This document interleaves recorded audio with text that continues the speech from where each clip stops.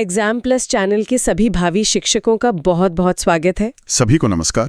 भोजन, अब देखिए, विषय सुनने में तो बहुत सरल लगता है ना। हाँ, बिल्कुल रोजमर्रा की चीज है। लेकिन ये नोट्स बताते हैं कि मामला सिर्फ दाल चावल का नहीं है। ये विज्ञान और शिक्षा शास्त्र मतलब पेडागोजी दोनों को एक साथ लेकर चलते हैं। और यही इसका सबसे दिलचस्प पहलू है। इन नोट्स का मिशन सिर्फ यह बताना नहीं है कि कार्बोहाइड्रेट क्या है, बल्कि यह समझाना है कि एक शिक्षक के तौर पर इस जानकारी का क्लासरूम में इस्तेमाल कैसे करना है। हम देखेंगे कि एक साधारण सी परिभाषा से लेकर बच्चों को सिखाने के तरीकों तक परीक्षा के लिहाज से क्या-क्या महत्वपूर्ण है। बिल्कुल, तो चलिए इन स्रोतों की परतों को एक-एक करके खोलते हैं। जी, ठीक है, तो सबसे बुनियादी सवाल से शुरू करते हैं। जैसा कि नोट्स में दिया गया है, भोजन है क्या? परिभाषा बहुत सीधी है। हाँ, बहुत ही सरल। भोजन वो पदार्थ है जिसे जीव ऊर्जा प्राप्त करने, वृद्धि करने, शरीर की मरम्मत और जीवन क्रियाओं को चलाने के लिए ग्रहण करते हैं। यहाँ एक चीज पर ध्यान देना जरूरी है। बताइए। परिभाषा में जीव शब्द का इस्तेमाल हुआ है, सिर्फ इंसान का नहीं। अच्छा, हाँ, ये एक महत्वपूर्ण बारीकी है। जी, यह हमें याद दिलाता है कि भोजन की जरूरत हर जीवित प्राणी को है और परिभाषा में दिए गए 4 शब्द ऊर्जा, वृद्धि, मरम्मत और जीवन क्रियाएं, यही इस पूरे अध्याय का सार हैं। यहीं से इसके कार्यों की बात शुरू होती है। हाँ, और ये परीक्षा के लिए भी बहुत जरूरी है। तो कार्यों को 3 मुख्य हिस्सों में बांटा गया है। पहला है ऊर्जा प्रदान करना। Energy giving. बिल्कुल, जैसे हम गाड़ी में पेट्रोल डालते हैं ताकि वो चले, वैसे ही हमारे शरीर को चावल, रोटी, आलू जैसी चीजें चाहिए ताकि हम दिन भर काम कर सकें। और ये ऊर्जा सिर्फ भागने दौड़ने के लिए नहीं है। हमारे शरीर के अंदर जो प्रक्रियाएं चल रही हैं, जैसे दिल का धड़कना, सांस लेना, सोचना भी। हाँ, सोचना भी, इन सब में ऊर्जा लगती है। फिर दूसरा कार्य है शरीर का निर्माण और वृद्धि, बॉडी बिल्डिंग। इसके लिए नोट्स में दाल, दूध, अंडे का जिक्र है। इसे हम ऐसे समझ सकते हैं कि जैसे घर बनाने के लिए ईंट और सीमेंट चाहिए, वैसे ही शरीर को बनाने के लिए प्रोटीन चाहिए, जो इन चीजों में मिलता है। ये बहुत अच्छा उदाहरण है। और तीसरा कार्य है शरीर की सुरक्षा, प्रोटेक्शन। मतलब बीमारियों से बचाना। तो फल और सब्जियां हमारे शरीर की सेना की तरह हैं जो कीटाणुओं से लड़ती हैं। पर मेरा एक सवाल है यहाँ पर। पूछिए। क्या कोई ऐसा भोजन है जो ये तीनों काम एक साथ करता हो, या हमें हमेशा इन्हें मिलाना ही पड़ता है? बहुत अच्छा सवाल है। असल में ज्यादातर खाद्य पदार्थों का एक मुख्य कार्य होता है, लेकिन वो दूसरे कामों में भी थोड़ी मदद करते हैं। अच्छा। और कैल्शियम जैसे खनिज भी। इसीलिए संतुलित आहार की बात की जाती है। कोई एक सुपरफूड नहीं है जो सब कुछ कर दे। समझ गया, मतलब टीम वर्क जरूरी है। तो चलिए अब भोजन की टीम के खिलाड़ियों से मिलते हैं, यानी इसके मुख्य घटक, कंपोनेंट्स ऑफ फूड। हाँ, नोट्स में एक बहुत साफ सुथरी तालिका दी गई है जिसे CTET और UP टेट के लिए सबसे महत्वपूर्ण बताया गया है। जी, ये तालिका पूरे विषय की रीढ़ है। इसे सिर्फ रटना नहीं है, समझना है। इसमें 7 घटकों का जिक्र है। पहले 3 हैं मैक्रोन्यूट्रिएंट्स, जिनकी हमें ज्यादा मात्रा में जरूरत होती है। बिल्कुल, कार्बोहाइड्रेट, प्रोटीन और वसा। कार्बोहाइड्रेट यानी ऊर्जा का मुख्य स्रोत, प्रोटीन यानी शरीर का बिल्डिंग मटेरियल, और वसा यानी फैट। इसे लेकर लोगों में बहुत भ्रम रहता है। अक्सर लोग इसे बुरा मानते हैं। सही कहा। और ये भ्रम दूर करना एक शिक्षक का काम भी है। सभी वसा बुरे नहीं होते। घी, तेल, मेवे ये शरीर के लिए जरूरी हैं। ये ऊर्जा का एक जमा स्रोत है। अच्छा। और शरीर के कई जरूरी काम, जैसे कुछ विटामिन्स को एब्जॉर्ब करना, वो बिना वसा के हो ही नहीं सकते। हाँ, मात्रा सही होनी चाहिए। ठीक है, फिर आते हैं विटामिन और खनिज, मतलब माइक्रोन्यूट्रिएंट्स। जी, इनकी जरूरत कम मात्रा में होती है, तो क्या ये कम महत्वपूर्ण है? बिल्कुल नहीं। इन्हें आप एक बड़ी मशीन के छोटे छोटे नट बोल्ट की तरह समझ सकते हैं। वाह। उनके बिना मशीन नहीं चल सकती। विटामिन हमारी इम्यूनिटी, आंखों की रोशनी, त्वचा के लिए जरूरी हैं। और खनिज जैसे खून के लिए आयरन और हड्डियों के लिए कैल्शियम, इनके बिना तो पूरा सिस्टम ठप हो सकता है। आयरन की कमी मतलब एनीमिया तो बच्चों में बहुत आम भी है। बिल्कुल। और थके हुए सुस्त बच्चे अक्सर पढ़ाई पर ध्यान नहीं दे पाते, तो ये सीधे सीधे बच्चे की लर्निंग से जुड़ा है। हाँ, ये बात तो मैंने सोची ही नहीं थी। मैं तो हमेशा कार्बोहाइड्रेट और प्रोटीन पर ही ध्यान देता हूँ। लेकिन इस लिस्ट में 2 और नाम हैं, जल और रेशा मतलब फाइबर। इन्हें भी घटक मानना क्यों जरूरी है? ये अधूरा ही नहीं बल्कि अप्रभावी भी है इनके बिना आहार। सोचिए, आपने सारे पोषक तत्व खा लिए, लेकिन अगर पानी ही नहीं है तो वो शरीर के हर हिस्से तक पहुंचेंगे कैसे? सही बात है। पानी एक ट्रांसपोर्ट सिस्टम की तरह काम करता है और रेशा, जिसे रुक्षांश भी कहते हैं, वो खुद पचता नहीं लेकिन पाचन तंत्र को साफ रखने के लिए अनिवार्य है। अच्छा। परीक्षा में अक्सर सवाल आता है कि इनमें से कौन सा घटक ऊर्जा नहीं देता, और उसका जवाब रेशा होता है। ये छोटी सी जानकारी 1 नंबर दिला सकती है। वाह, मतलब ये सातों घटक मिलकर ही भोजन को पूरा बनाते हैं। ठीक है, तो हमें पता चल गया कि भोजन क्या है और उसमें क्या क्या होता है।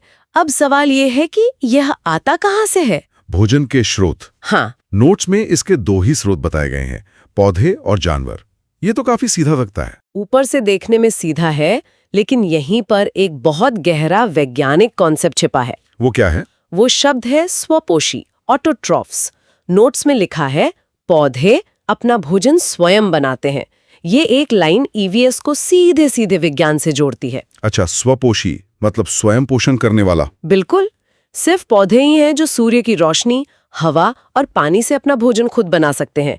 इस प्रक्रिया को प्रकाश संश्लेषण कहते हैं। और हम सब, इंसान, जानवर, सब उन्हीं पर निर्भर हैं। प्रत्यक्ष या अप्रत्यक्ष रूप से। गाय घास खाती है और हम गाय का दूध पीते हैं। ये एक पूरी खाद्य श्रृंखला, फूड चेन की शुरुआत है। परीक्षा में ये सवाल सीधे आ सकता है कि स्वपोषी किसे कहते हैं। तो ये तो हुई विज्ञान की बात, लेकिन इन नोट्स का असली मकसद तो शिक्षकों की मदद करना है। तो एक टीचर के नजरिए से ये सब जानना क्यों जरूरी है?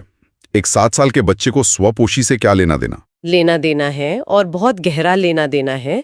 यहीं पर विषय शिक्षा शास्त्र मतलब पेडागोजी से जुड़ता है। बच्चों के लिए भोजन सिर्फ पेट भरने की चीज नहीं है। ये उनके शारीरिक विकास, मानसिक विकास, ऊर्जा और रोगों से बचाव का आधार है। अगर बच्चे ने सुबह ठीक से नाश्ता नहीं किया है तो वो क्लास में गणित का सवाल कैसे हल करेगा? उसका ध्यान ही नहीं लगेगा। सही बात है। और यहीं पर संतुलित आहार मतलब बैलेंस डाइट की अवधारणा आती है। जी, इसकी परिभाषा दी गई है, वह आहार जिसमें सभी पोषक तत्व उचित मात्रा में हों। यह सुनने में बहुत किताबी लगता है। असल जिंदगी में इसका क्या मतलब है? असल जिंदगी में इसका मतलब है बच्चे की थाली। क्या उसकी थाली में रोटी या चावल है, दाल या सब्जी है, थोड़ा सलाद है?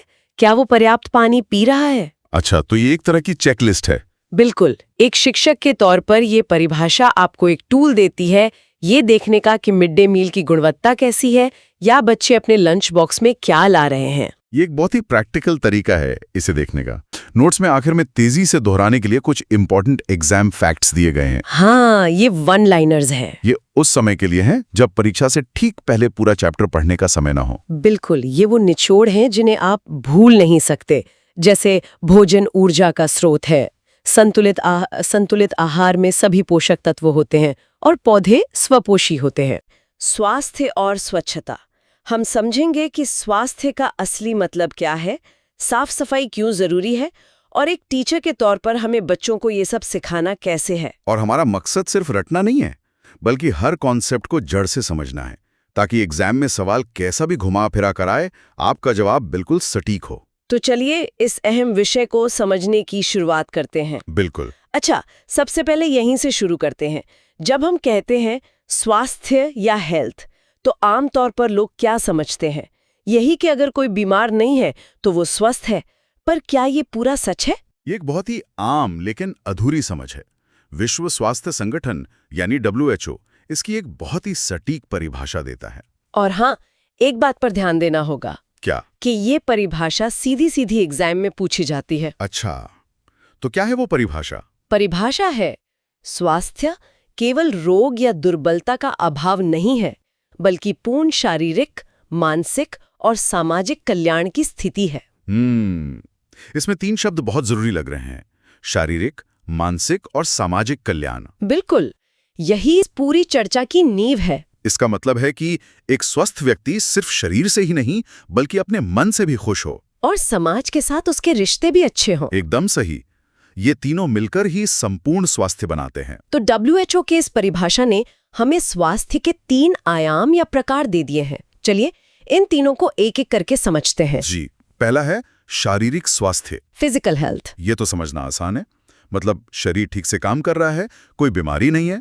हाँ, शरीर का सही ढंग से काम करना, सही वजन, सही ऊंचाई, ये सब इसमें आता है। और दूसरा? मानसिक स्वास्थ्य। दूसरा है मानसिक स्वास्थ्य, मेंटल हेल्थ। इसका मतलब है तनाव से मुक्त रहना, सकारात्मक सोच रखना और अपनी भावनाओं पर एक तरह का संतुलन रखना। ये बहुत जरूरी है। और तीसरा है सामाजिक स्वास्थ्य। जी, सामाजिक स्वास्थ्य, सोशल हेल्थ, यानी समाज में अपने आसपास के लोगों के साथ अच्छे रिश्ते बनाना और एक दूसरे की मदद करने की भावना रखना। तो एग्जाम में अक्सर इन तीनों को एक साथ जोड़कर सवाल पूछा जाता होगा, है ना? बिल्कुल। सवाल ऐसे बन सकता है कि WHO के अनुसार स्वास्थ्य के कौन-कौन से आयाम हैं? ये तो हुई स्वास्थ्य के प्रकार की बात, पर वो कौन सी चीजें हैं जो हमारे स्वास्थ्य पर असर डालती हैं?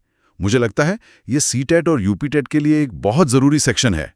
जी हाँ, स्वास्थ्य को कई कारक प्रभावित करते हैं।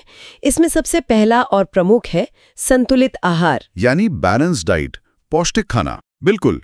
फिर आती है स्वच्छता, यानी हाइजीन, अपनी और अपने आसपास की सफाई। और व्यायाम, उसकी भी तो बहुत बड़ी भूमिका है। हाँ, शारीरिक सक्रियता यानी एक्सरसाइज। इसके अलावा शुद्ध जल, साफ पीने का पानी, और हमारा पर्यावरण, मतलब प्रदूषण मुक्त वातावरण। और आखिर में जो आज की दुनिया में बहुत जरूरी हो गया है, मानसिक शांति, तनाव और चिंता से दूरी। इसका मतलब ये हुआ कि सिर्फ अच्छा खाने से काम नहीं चलेगा। इन सभी चीजों का ध्यान रखने से ही हम पूरी तरह से स्वस्थ रह सकते हैं। एकदम सही कहा आपने। चलिए अब स्वच्छता की बात करते हैं, जो EVS का एक पसंदीदा टॉपिक है। इसे हम 2 भागों में बांट सकते हैं, सही है ना? जी हाँ। पहला है व्यक्तिगत स्वच्छता, पर्सनल हाइजीन, यानी हमारी खुद की सफाई, जैसे रोज नहाना, दांत साफ करना, साफ कपड़े पहनना, नाखून काटना, और सबसे जरूरी, कुछ भी खाने से पहले हाथ धोना। ये हाथ धोने वाली बात पर बहुत जोर दिया जाता है, क्योंकि ये सबसे जरूरी है। एग्जाम में सीधा सवाल आता है, व्यक्तिगत स्वच्छता क्यों आवश्यक है? और इसका जवाब है रोगों से बचाव के लिए। बिल्कुल।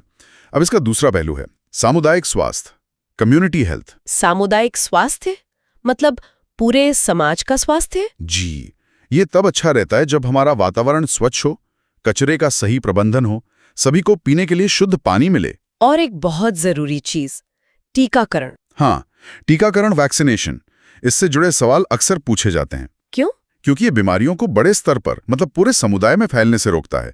ये सामुदायिक स्वास्थ्य की रीढ़ है। अच्छा, एक टीचर के लिए तो बच्चों का स्वास्थ्य सबसे ज्यादा मायने रखता है। इसमें संतुलित आहार की क्या भूमिका है? संतुलित आहार तो बच्चों के विकास की नींव है। इसे ऐसे समझते हैं। बताइए। देखिए, कार्बोहाइड्रेट से शरीर को मिलती है ऊर्जा खेलने कूदने के लिए। जी। प्रोटीन से शरीर की वृद्धि होती है, मतलब ग्रोथ। और विटामिन? विटामिन हमें रोगों से बचाते हैं, हमारी इम्यूनिटी बढ़ाते हैं। और मिनरल्स यानी खनिज? खनिज शरीर की अलग अलग क्रियाओं को नियंत्रित करते हैं। तो जब बच्चों को ये सब सही मात्रा में नहीं मिलता, तब क्या होता है? तब उन्हें कुपोषण और एनीमिया, मतलब खून की कमी जैसी समस्याएं हो जाती हैं। और इससे उनकी ग्रोथ रुक जाती है। बिल्कुल। और इसी समस्या को दूर करने के लिए स्कूलों में एक बहुत ही महत्वपूर्ण योजना चलाई जाती है। आप मिड डे मील योजना की बात कर रहे हैं? जी हाँ, मिड डे मील योजना, मिड डे मील स्कीम। ये एग्जाम के लिए बहुत बहुत महत्वपूर्ण है। इसका उद्देश्य तो दोहरा है ना? हाँ, पहला बच्चों को पोषण देना, और दूसरा बच्चों की स्कूल में उपस्थिति, मतलब अटेंडेंस बढ़ाना। तो एक प्राइमरी टीचर के तौर पर बच्चों में स्वास्थ्य और स्वच्छता की आदतें डाली कैसे जा सकती हैं? सिर्फ लेक्चर देने से तो काम नहीं चलेगा। नहीं, बिल्कुल नहीं। इसके लिए हमें स्वास्थ्य शिक्षा, हेल्थ एजुकेशन पर ध्यान देना होगा। और प्राइमरी लेवल पर हमारा उद्देश्य ज्ञान देना नहीं है। तो फिर क्या है? हमारा उद्देश्य है आदत डालना, बच्चों में स्वच्छता की आदत डालना, उन्हें संतुलित आहार का मतलब खेल खेल में समझाना, और व्यायाम का महत्व बताना। लेकिन इसे सिखाने के तरीके पारंपरिक नहीं हो सकते। नहीं, हमें रोचक तरीकों का इस्तेमाल करना चाहिए, जैसे गतिविधि आधारित शिक्षण, एक्टिविटी बेस्ड लर्निंग। उदाहरण के लिए? जैसे हाथ धोने का सही तरीका क्लास में सबको एक साथ करके दिखाना, एक मजेदार एक्टिविटी की तरह। हाँ, या फिर रोल प्ले, जैसे डॉक्टर और मरीज का नाटक करना। बहुत अच्छा तरीका है ये। साथ ही चार्ट और मॉडल का प्रयोग कर सकते हैं। और बच्चों को ग्रुप में बिठाकर चर्चा भी करवा सकते हैं। जी हाँ, समूह में चर्चा करवाना बहुत प्रभावी होता है। चलिए अब जल्दी से उन सभी महत्वपूर्ण पॉइंट्स को दोहराते हैं जो परीक्षा में सीधे पूछे जा सकते हैं, एक तरह का एग्जाम बूस्टर। जरूर। तो पहला पॉइंट, स्वास्थ्य का मतलब सिर्फ बीमारी का न होना नहीं है, बल्कि शारीरिक, मानसिक और सामाजिक कल्याण है। दूसरा, WHO की परिभाषा बहुत महत्वपूर्ण है, उसे याद रखना है। तीसरा, व्यक्तिगत स्वच्छता हमें रोगों से बचाती है। चौथा, टीकाकरण सामुदायिक स्वास्थ्य के लिए बेहद जरूरी है। और पांचवा, मिड डे मील योजना का उद्देश्य सिर्फ खाना देना नहीं, बल्कि पोषण सुधारना और स्कूल में उपस्थिति बढ़ाना भी है। बिल्कुल सही। तो ये थी स्वास्थ्य और स्वच्छता से जुड़ी हर वो जानकारी जो आपके एग्जाम के लिए जरूरी है। हमने हर पहलू को विस्तार से समझा। सबसे पहले ये समझते हैं कि स्वच्छता का आखिर मतलब क्या है। क्या इसका मतलब सिर्फ आसपास झाड़ू लगा देना है, या इससे कुछ ज्यादा है? ये एक बहुत अच्छा शुरुआती सवाल है, क्योंकि ज्यादातर लोग स्वच्छता को यहीं तक समझते हैं। पर परीक्षा और व्यावहारिक जीवन दोनों के नजरिए से इसका मतलब कहीं ज्यादा गहरा है। अच्छा। स्वच्छता का असली मतलब है हमारे शरीर, हमारे घर और हमारे आसपास के माहौल को न सिर्फ साफ सुथरा रखना, बल्कि उसे रोगाणु मुक्त यानी जर्म फ्री बनाना। अच्छा। रोगाणु मुक्त। जी। साफ दिखना और स्वस्थ होना में जो फर्क है वो कीटाणुओं का ही है, और यहीं से बीमारियों से बचाव की पहली और सबसे मजबूत दीवार खड़ी होती है। तो अब ये समझते हैं कि स्वच्छता को कितने प्रकारों में बांटा जा सकता है। नोट्स में 4 मुख्य प्रकार बताए गए हैं। जी, 4 स्तरों पर इसे समझने जरूरी है। पहला और सबसे बुनियादी है व्यक्तिगत स्वच्छता, पर्सनल हाइजीन। यानी रोज नहाना, हाथ धोना, दांत साफ करना, नाखून काटना और साफ कपड़े पहनना। हाँ, और यहाँ परीक्षा के लिहाज से एक बात पर गौर करना बहुत जरूरी है। वो क्या? हाथ धोना। ये सुनने में बहुत सामान्य लगता है, पर CTET में हाथ धोने के 5 महत्वपूर्ण अवसरों से जुड़ा सवाल आ सकता है। अच्छा। जैसे कि खाने से पहले, हाँ। खाने से पहले, शौच के बाद, किसी बीमार व्यक्ति से मिलने के बाद, खांसने या छींकने के बाद और बाहर से घर आने के बाद। ये 5 मौके याद रखने हैं। ये एक छोटा सा बिंदु है, लेकिन एक नंबर दिला सकता है। बिल्कुल। तो व्यक्तिगत स्वच्छता के बाद दूसरा प्रकार है घरेलू स्वच्छता, मतलब घर की सफाई और कचरे का सही निपटान। जी, और तीसरा है विद्यालय स्वच्छता, जो भावी शिक्षकों के लिए बहुत महत्वपूर्ण है। हाँ, इस पर तो खास ध्यान देना होगा। इसमें साफ शौचालय और स्वच्छ पीने का पानी, ये सब शामिल है। और इसमें मिड डे मील भी आता है। अक्सर इससे जुड़े सवाल पूछे जाते हैं, जैसे खाना बनाने और परोसने की जगह की सफाई के क्या मानक है। ये शिक्षकों के लिए एक व्यावहारिक और परीक्षा केंद्रित विषय है। सही कहा। और चौथा प्रकार है सामुदायिक स्वच्छता, मतलब हमारी साफ सड़कें, नालियां और सार्वजनिक स्थान। और जब हम सामुदायिक स्वच्छता की बात करते हैं तो स्वच्छ भारत अभियान का जिक्र जरूर आता है। हाँ, ये तो एक राष्ट्रीय कार्यक्रम है। जी, और इससे जुड़े प्रश्न आने की संभावना हमेशा बनी रहती है। तो स्वच्छता की बात कचरा प्रबंधन के बिना तो अधूरी है। ये एनवायरमेंटल एजुकेशन का एक बहुत अहम हिस्सा भी है। आपने बिल्कुल सही नस पकड़ी है। नोट्स में कचरे को 2 भागों में बांटा गया है, गीला कचरा यानी बायोडिग्रेडेबल और सूखा कचरा नॉन बायोडिग्रेडेबल। इन दोनों के बीच का अंतर समझना बहुत जरूरी है। और आजकल तो कूड़ेदान भी अलग अलग रंग के होते हैं, है ना? हाँ, हरा और नीला। बिल्कुल, हरा गीले कचरे के लिए और नीला सूखे कचरे के लिए। गीला कचरा जैसे सब्जियों के छिलके प्राकृतिक रूप से मिट्टी में मिल जाता है, उससे खाद बन जाती है। और सूखा कचरा जैसे प्लास्टिक, वो नहीं मिलता, वो सैकड़ों साल तक पर्यावरण को नुकसान पहुंचाता है। तो इसका समाधान क्या है? यहीं पर 3R का सिद्धांत आता है, रिड्यूस, रीयूज और रिसाइकल। यह सिद्धांत कचरा प्रबंधन की आत्मा है, पर इसमें एक बहुत आम गलतफहमी होती है। क्या? लोग समझते हैं रिसाइकल सबसे जरूरी है, लेकिन 3R सिद्धांत में ये आखिरी विकल्प है। अच्छा, तो सही क्रम क्या है? पहला और सबसे महत्वपूर्ण R है रिड्यूस, यानी कचरा पैदा ही कम करें, जरूरत से ज्यादा चीजों का इस्तेमाल ना करें। जैसे बाजार जाते समय घर से कपड़े का थैला लेकर जाना। बिल्कुल।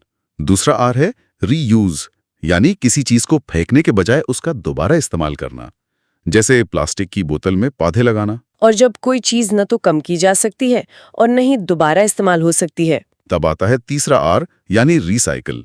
इसका मतलब है पुरानी चीजों से नई चीजें बनाना, जैसे पुराने कागज से नया कागज तैयार करना। तो क्रम हुआ, कम करें, पुनः उपयोग करें और फिर पुनर्चक्रण करें।